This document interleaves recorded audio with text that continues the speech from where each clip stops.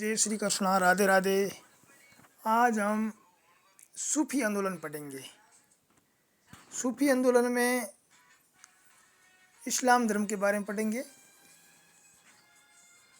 तो शुरुआत करते हैं।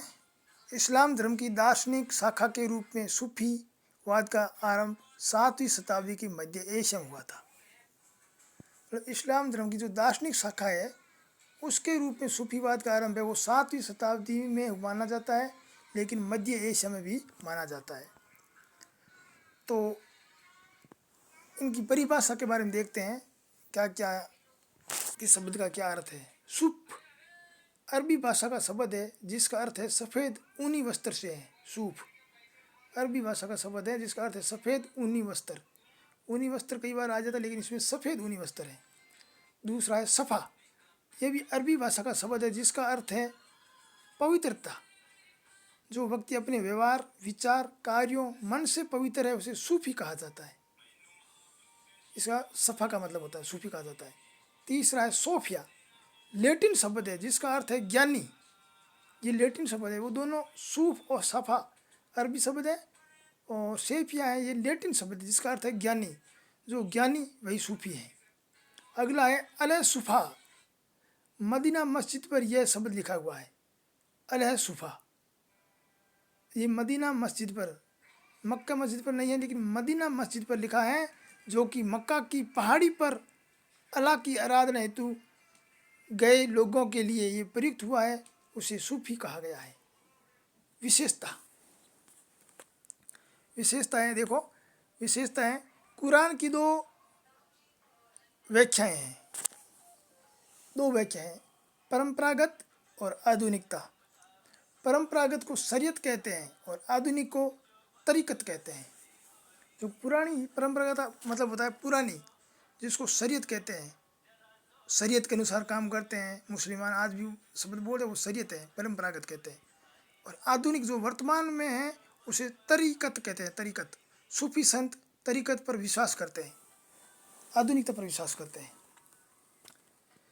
रहस्यवाद पर बल देते हैं। ये रहस्यवाद पर बल देते हैं। गूढ़ प्रश्नों के उत्तर अज्ञात होते हैं, रहस्य बने हुए होते हैं और इन उत्तरों को तलाशना रहस्यवाद कहलाता है। अब रहस्यवाद पर ये बल देते हैं क्योंकि गूढ़ प्रश्न होते हैं, गूढ़ प्रश्नों के उत्तर अज्ञात होते हैं। ऐसे कई प्रश्न हैं जिसका उत्तर अज्ञात होते हैं, जानते कोई नहीं है, रहस्य बने हुए हैं। इन उत्तरों का तलाशना रहस्यवाद कहलाता है। और ऐसे उत्तरों को, जो अज्ञात उत्तरों को तलाशना है, उसे रहस्यवाद कहते हैं। रहस्यमय चीज़। आंतरिक शुद्धि पर बल देते हैं। मध्यस्थ की आवश्यकता नहीं है, ये कहते हैं मध्यस्थ, दोनों के बीच की मध्यस्थता की आवश्यकता नहीं मानता है। पीर मुरीद परंपरा में विश्वास, यानी गुरु और शिष्य की परंपरा में विश्वास मानते हैं। खानका सूफी संतों का निवास, खानका सूफी संतों के निवास स्थान को खानका कहते हैं। मुर्शिद शेख गुरु एक ही नाम है, कई बार मुर्शिद आ जाता है, कई बार शेख आ जाता है, कई बार गुरु आ जाता है। एक ही नाम के साथ उनके शिष्य को मुरीद कहते हैं, तालिब कहते हैं और शालिक कहते हैं रहते हैं। किसी भी व्यक्ति को बेयत संस्कार के बाद मुरीद बनाया जाता है। व्यक्ति के जो संस्कार देने के बाद, ज्ञान के बाद उसको शिष्य बनाया जाता है। शिष्य का दूसरा नाम है मुरीद, तालिब और शालिक। गुरु को कहते हैं शेख, गुरु और मुर्शिद। खानका में जब पीर का देहांत होता था तब ये स्थल दरगाह के रूप में पंक्ति स्थान बन जाते हैं। खानका में जहाँ सूफी संतों का निवास होता है तो ये स्थल दरगाह के रूप में पवित्र स्थान बन जाता है। इन स्थलों पर अनुयायी धार्मिक यात्रा जियारत करते हैं। जब यहाँ विशेष अवसरों पर आयोजन होता था, जिसे उर्स कह देते हैं, धार्मिक आयोजन होता है उसे उर्स कहते हैं। मुरीद मानता था कि उसके पीर ईश्वर के मित्र हो गए हैं, ईश्वर के मित्र बनी वली हो गए हैं। सूफियों में मित्र को वली कहते हैं। मुरीद शिष्य मानता है कि उसके पीर यानी उसके मतलब गुरु हैं, वो वली हो गए हैं, मित्र हो गए हैं। प्रमुख खानका शेख बुरहानुद्दीन जिसकी खानकाह है दौलताबाद। बाबा फरीद अजोधन, निजामुद्दीन औलिया दिल्ली, सिराजुद्दीन उस्मानी बंगाल, चिरागुद्दीन देहलवी दिल्ली, जलालुद्दीन तब्रिजी बंगाल, गैसुद्दीन गुलबर्गा, बाउद्दीन जक्कारिया मुल्तान, सलीम चिश्ती फतेहपुर सीकरी, मोहम्मद चिश्ती अजमेर, मोइनुद्दीन चिश्ती अजमेर, नियामतुल्ला उच्च और मोहम्मद गोश ग्वालियर। ये खानकाएँ हैं जहाँ सूफी संत साधु संत निवास करते थे। ये खानकाएँ हैं।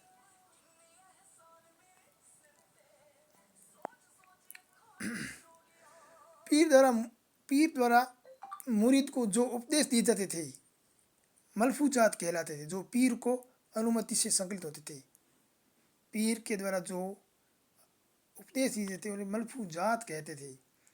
अब यह समझना है कि पीर गुरु को पीर भी कहते हैं, मुरीद मुर्शिद भी कहते हैं, शेख भी कहते हैं, गुरु भी कहते हैं, और उसके शिष्य को मुरीद तालिब सालिक। और पीर और मुर्शिदी परंपरा में विश्वास रखते हैं।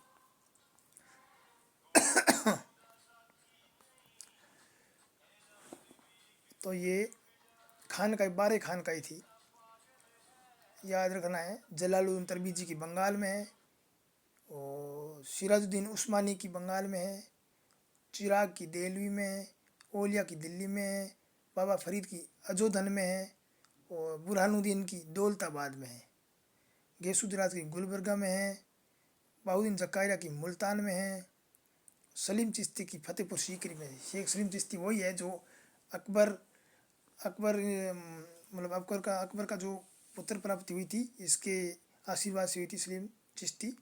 और मोइनुद्दीन चिश्ती अजमेर में है, और नियामतुल्ला उच्च में है, गोश ग्वालियर में। जो पीर और गुरु के मुरीद के जो उपदेश दिए थे मलफूजात कहलाते, जो पीर की अनुमति से ही संकलित होते थे। अगला है दलील उल अरिफिन, मोइनुद्दीन चिश्ती के उपदेश। फवाद उल सालिकिन, बख्तियार काकी के उपदेश। अफजात उल सईद, निजामुद्दीन औलिया के। फवाद उल फवाद, निजामुद्दीन औलिया के। सरूर उल सुरूर, हमीदुद्दीन नागौर के। खैर उल मजलिस, चिरागुद्दीन के संकलन। ये उपदेश है और इसको संकलन कराया है अलग अलग पीरों ने। जैसे दलील उल आरिफिन मोइनुद्दीन चिश्ती के उपदेश है, दलील उल आरिफिन। दूसरा है फवाद उल सालिकिन, बख्तियार काकी के लेकिन संकलन कराया है बाबा फरीद द्वारा। और अफजात उल सईदीन, निजामुद्दीन औलिया के लेकिन संकलन कराया है उसके शिष्य अमीर खुसरो ने, और काकी का शिष्य है फरीद। और अगला है फवाद उल फवाद, ये भी औलिया का लेकिन इसका संकलन कराया है अमीर हसन निजामी ने, सीजी ने, अमीर हसन सीजी ने। अब औलिया के 2 उपदेश हैं और दोनों ही शिष्यों ने अलग अलग कराया है। अफजात उल सवाहिद खुसरो ने, और फवाद उल फवाद अमीर हसन देहलवी ने। एक है फवाद उल फवाद, एक है फवाद उल सालिकिन। सालिकिन है वो है बख्तियार काकी का, जो फरीद ने संकलन करवाया। सरूर उल सरूर, ये नागौरी का है और संकलन कराया है फरीदुद्दीन द्वारा। फरीदुद्दीन ने कराया है सरीर उल सुदूर। अगला है खैर उल मजलिस, जो चिराग देहलवी का है, संकलन कराया है अमीर कलंदर ने। खैर उल मजलिस देहलवी का है। सूफीवाद के कई अन्य धर्मों के विचारों का संकलन था। साधारण जीवन शैली में योगाभ्यास पर बल, ध्यान, शोषण क्रियाओं पर बल, ईश्वर प्राप्ति के लिए मध्यम मार्ग पर बल, ये सूफीवाद के न संकलन थे। अगला है प्रथम चरण, सूफीवाद का विकास। ये पहला चरण है। 7वीं से 9वीं शताब्दी प्रमुख संत हसन अल बहरी स्मरण, प्रार्थना, स्तुति, ध्यान आदि पर बल देते हैं। जाहिद सन्यासी थे तथा उपदेश मरिफत देते थे। ये सूफीवाद के विकास का पहला चरण है। 7वीं शताब्दी से 9वीं शताब्दी तक याद रखना है। प्रमुख संत हुए इसमें हसन अल बहरी, साथ ही स्मरण, याद करना, प्रार्थना करना, स्तुति करना, ध्यान आदि पर बल देते थे। ये जाहिद सन्यासी थे तथा उपदेश इसके मरीफात उपदेश देते थे। इसको उपदेशों को मरीफत कहते, मरीफत। जाहिद सन्यासी। दूसरा चरण है 9वीं से 11वीं शताब्दी का। एकांत पसंद था इनको, रहस्यवाद की खोज में लगे थे। रहस्यवाद, जो अज्ञात चीज़ों की खोज में। खानकाहों का आरंभिक चरण था, यहाँ निवास स्थान शुरू हो गया 9वीं शताब्दी में, जो खानकाहों का चरण। तीसरा चरण है 12वीं शताब्दी से सूफीवादी सिद्धांतों का इस्लाम धर्म के विधान विकसित हुए हैं। 12वीं शताब्दी में तीसरा चरण, सिद्धांतों व इस्लाम के सरा विकसित किए गए हैं। सूफीवाद के सिद्धांत, ये बहुत मोस्ट है, इम्पोर्टेंट है। ये सूफीवाद, बेसरा और बासरा, ये याद रखना, कन्फ्यूज कर देते हैं। बेसरा इस्लामी कानून शरीयत को नहीं मानते हैं।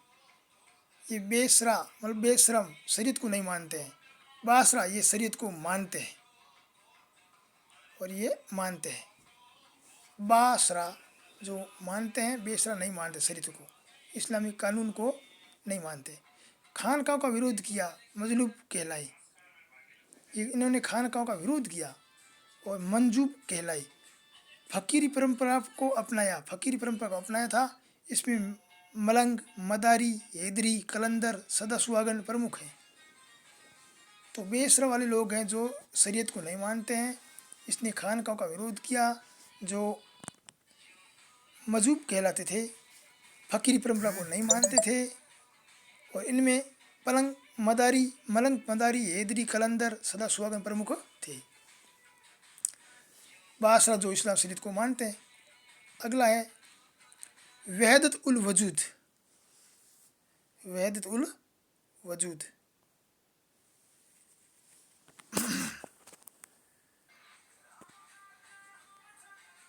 वहदत उल वजूद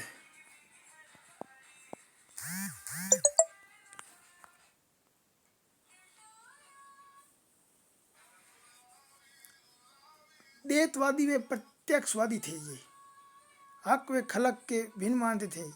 प्रतिपादक शेख सर हिंदी थे और समर्थक थे सऊदिया सिलसिले कहलाते थे। आगे चलकर शाह वली उल्लाह ने वजूदिया व सऊदिया के मध्य मेल स्थापित किया था। सऊदिया और वजूदिया के मध्य मेल स्थापित किया था शाह वली उल्लाह ने।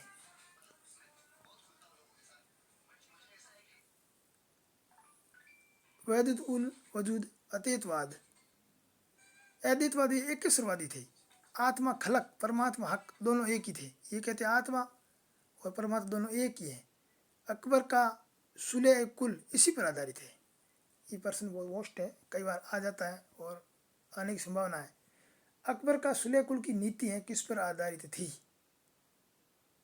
ये वहदत उल वजूद के आधार पर आधारित थी। जो अद्वैतवादी एकेश्वरवादी मानता है अल्लाह अकबर, सुलह कुल की नीति, सुलह कुल की, जिसे आत्मा और परमात्मा को एक ही मानता है। ये आत्मा भी एक मानता है, परमात्मा को भी एक मानता है। आत्मा को खलक कहते हैं और परमात्मा को हक कहते हैं। प्रतिपादक इब्न अल अरबी, इसके प्रतिपादक हैं इब्न अल अरबी। समर्थक हैं वजूदिया सिलसिले कहलाई। वजूदिया सिलसिले जो आगे जाकर वजूदिया और सऊदिया के मध्य मेल स्थापित करेगा शाह वली। वहदत उल वजूद और वहदत उल सहूद, शाह वली इनका इसके लिए मेल स्थापित करेगा।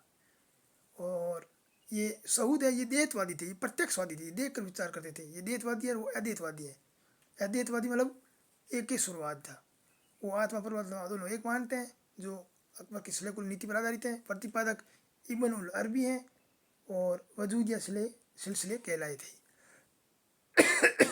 वहदतुल वजूद इसका मतलब वजूदिया। इब्न अल अरबी प्रतिपादक थे और वजूदुल सऊद के प्रतिपादक थे शेख सर हिंदी। ये सऊदी सिलसिले के कहलाते। और ये हक एवं खलक को भिन्न मानते हैं। हक एवं खलक यानी आत्मा परमात्मा को एक नहीं मानते हैं, ये अलग अलग मानते हैं, भिन्न भिन्न मानते हैं। आगे चलकर ये सावली ने इसको मेल स्थापित करा दिया। आगे 7 घाटियों का सिद्धांत। तो ये टॉपिक इतना पूरा नहीं हुआ है, आधा कर दिया।